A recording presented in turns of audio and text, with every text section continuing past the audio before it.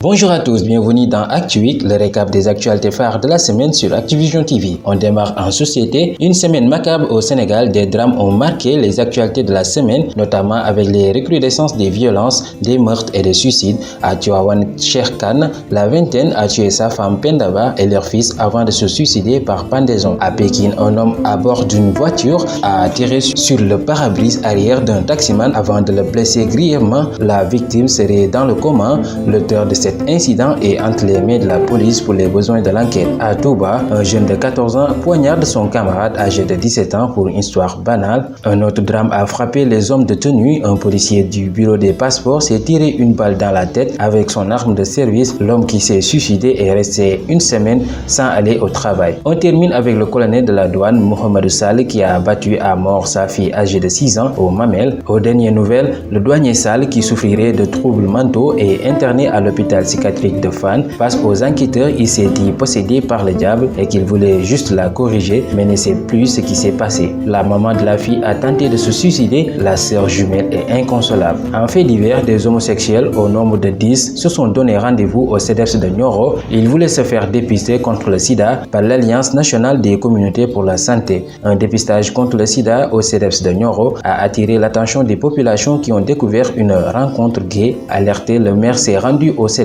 confirmant qu'il y avait des homos habitant à Nioro. En réalité, cette association, qui a son siège à la cité Kergorgui, milite pour le droit des LGBT. Finalement, la gendarmerie est venue sur les lieux, a pris la feuille de présence pour ensuite disperser les homos, nous informe le maire, qui demande ensuite aux parents et aux associations de sensibiliser contre les perversions de la jeunesse, selon Sénégo. En santé, Covid-19, bonne nouvelle pour le Sénégal, une baisse du nombre de cas et une hausse des nombres de guérisons cette semaine. Le bilan à ce jour, le Sénégal compte 13 456 cas déclarés positifs, dont 3 940 sous traitement, 9 263 guérisons et malheureusement 282 décédés. Toujours dans le cadre de la prévention contre la Covid-19, le collectif des tailleurs et industriels du Sénégal livre 8 millions de masques sur les 10 millions promis par le chef de l'État. Beaucoup de Sénégalais se demandaient où étaient passés les 10 millions de masques promis par le chef de l'État au mois de mars dernier. Le responsable des tailleurs, El Hadji Matar Mbaye, a donné des nouvelles du projet.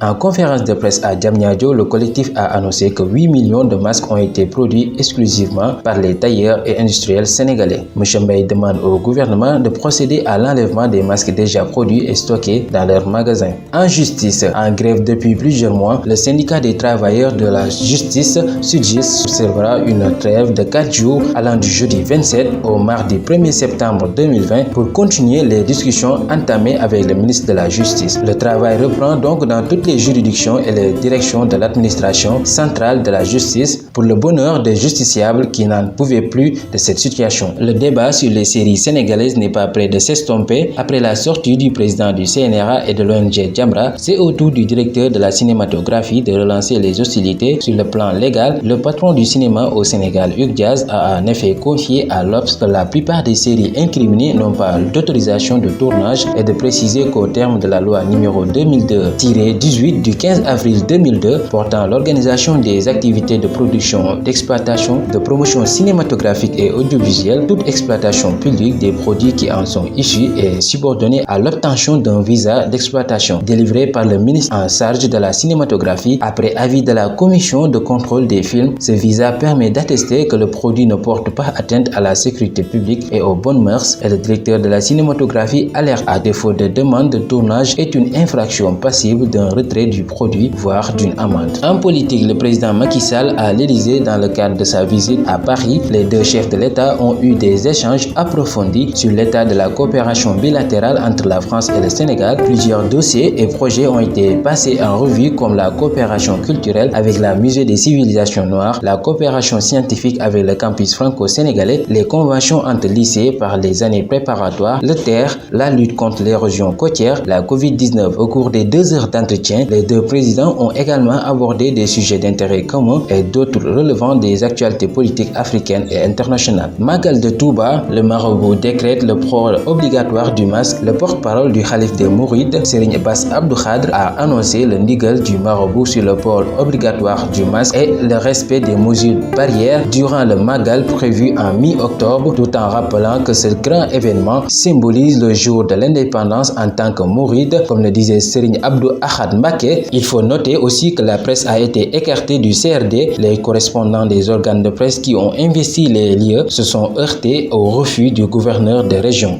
Senelec introduit de nouveaux compteurs intelligents pour les consommateurs. C'est la nouvelle offre de facturation que la Senelec propose à ses clients. Désormais, les clients peuvent suivre à distance leur consommation en électricité, acheter des crédits grâce aux applications informatiques. La Senelec, à partir de sa plateforme, peut surveiller le compteur, regarder s'il y a défaillance, contrôler la qualité de service, faire un certain nombre de dépannages sans se déplacer, précise Pape Demba Bitèye. Gorée, une ville pilote, va recevoir 400 compteurs, suivis de 50 000 autres pour Dakar d'ici à la fin de l'année. Plusieurs autres sont prévus pour l'ensemble du territoire. En people, Abdoul Ndiaye prend les rênes de la 2STV. Fils du PCA El Hadj Ndiaye d'origine SA vient de prendre la commande pour continuer le travail abattu par son père durant de longues années. Désormais, Abdoul Ndiaye occupe le fauteuil de la direction générale de la première chaîne de télévision du Sénégal, la 2STV. Mauvaise nouvelle pour les amateurs de cinéma. Chadwick Boseman, l'acteur américain, est décédé ce 28 août 2020 à Los Angeles. L'interprète du roi T'Challa dans Black Panther et de Jackie Robinson dans le drame sportif 42, puis James Brown dans le film biographie musicale Get On Up, nous a quittés à 43 ans et après avoir lutté pendant 4 ans, Chadwick Aaron Boseman, de son vrai nom, a rendu l'âme à son domicile à Los Angeles des suites d'un cancer du côlon. Sa famille indique dans un communiqué publié sur les réseaux sociaux qu'incarner le roi T'Challa dans Black Panther avait été le grand honneur de sa carrière et qu'il est mort chez lui, entouré de sa femme et de sa famille. À l'international au Mali, le colonel Assimi Goïta va assurer les fonctions de chef de l'État selon un acte fondamental signé par le colonel et publié dans le journal officiel le jeudi 27 août. Ce statut est reconnu dans l'article 32 du titre 3 de l'acte qui stipule le Comité national pour le salut du peuple désigne en son sein un président qui assure les fonctions de chef de l'État. Colonel Assimi Goïta, 37 ans, ayant été désigné président du CNSP, assure donc les fonctions de président de la République. À ses côtés, le colonel Malick Diaw est le premier vice-président du CNSP. Il assurera les fonctions de président en cas de vacance du pouvoir. C'était tout pour ce numéro d'Actu Week, le récap des actualités phares de la semaine. Je vous donne rendez-vous à la semaine prochaine pour un nouveau numéro. D'ici là, continuez à vous abonner sur notre chaîne YouTube Activision TV et à nous suivre sur notre site internet www.activision.com.